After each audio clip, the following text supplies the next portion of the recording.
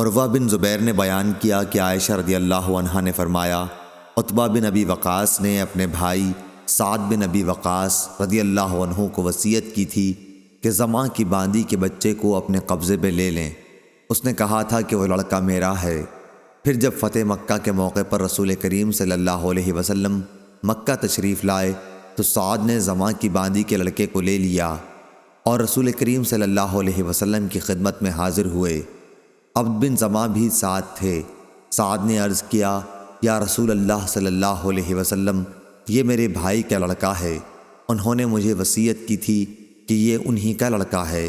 لیکن عبداللہ بن زماں نے عرض کیا، یا رسول اللہ صلی اللہ علیہ وسلم، یہ میرا بھائی ہے، جو زماں میرے والد کی باندی کا لڑکا ہے، انہی کے فراش پر پیدا ہوا۔ رسول اللہ صلی اللہ علیہ وسلم نے زماں کی باندی کے لڑکے کو دیکھا تو واقعی وہ عتبہ کی صورت پر تھا، لیکن آپ نے فرمایا، اے عبد بن زماں، یہ تمہاری پرورش میں رہے گا، کیونکہ بچہ تمہارے والد ہی کے فراش میں پیدا ہوا ہے۔ آپ نے ساتھ ہی یہ بھی فرما دیا، کیا اے سودا بنت زماں رضی اللہ عنہا ام المومنین، اس سے پردہ کیا کر۔ یہ ہدایت آپ نے اس لیے کی تھی کہ بچے میں عتبہ کی شباہت دیکھ لی تھی۔